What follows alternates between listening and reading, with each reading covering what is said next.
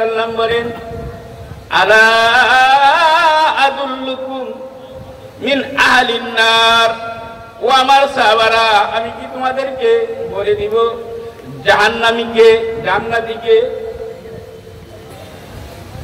হে আমার সাহাবারা, আমি কি তোমাদেরকে বলে দিব জান্নাতীকে? রাসূল করিম সাল্লাল্লাহু তাআলা আলাইহি ওয়াসাল্লাম বলার পরে সাহাবায়ে কেরাম বললেন, হ্যাঁ হ্যাঁ বলে দেন। আল্লাহ রাসূল বললেন, কুল্লু যাইফিন মুস্তাযআফিন লাউ আকসামা আলাল্লাহি লাআবাররা। এদিন কি জানি হইছে না, আমার দিকে শুনেন। আল্লাহ রাসূল বললেন, হে আমার সাহাবারা, আমি কি বলে দিব জান্নাতি কে? কারা জান্নাতি? সাহাবায়ে কেরাম বললেন, জি বলে দেন বলে দেন। আল্লাহ রাসূল বলেন, কুল্লু যাইফিন মুস্তাযআফিন লাউ আকসামা আলাল্লাহি লাআবাররা।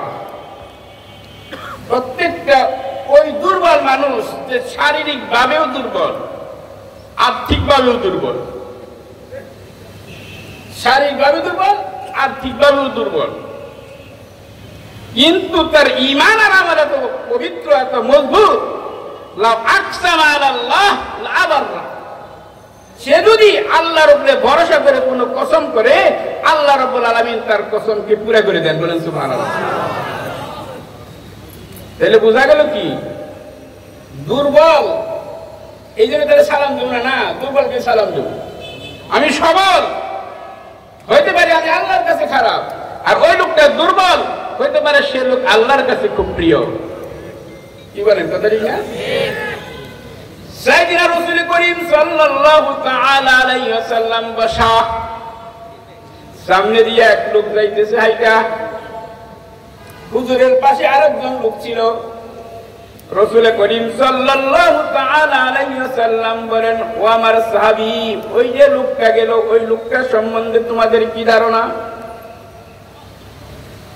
সাহাবী বললেন, ইয়া রাসূলুল্লাহ, ইয়া হাবিবাল্লাহ, ওই লোকটা সাংঘাতিক।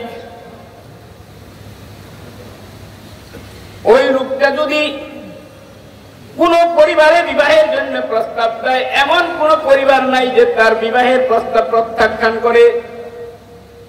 সে যেমনি ভাবে বডির দিক দিয়ে ফিটনেস ঠিক আছে, সম্পদের দিক দিয়েও কম না, সমাজেও সে বিরাট কিছু, সরকারি ভাবেও সে পাওয়ারফুল।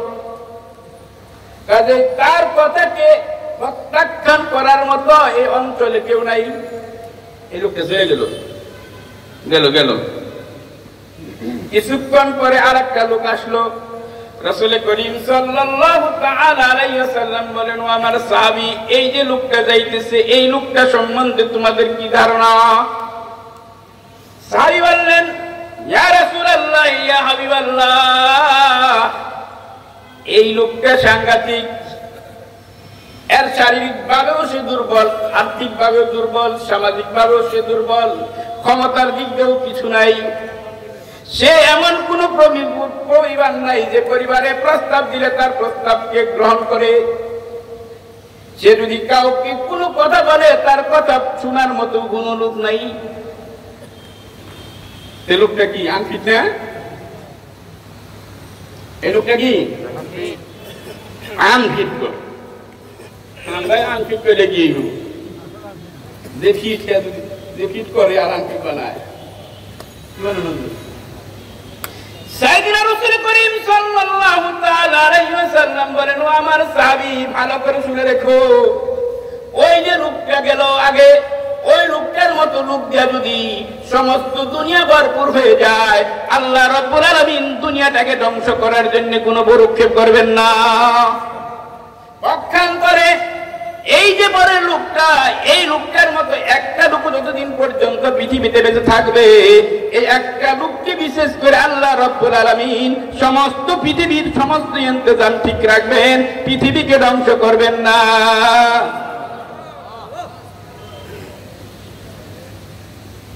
উনি কি দুর্বল না?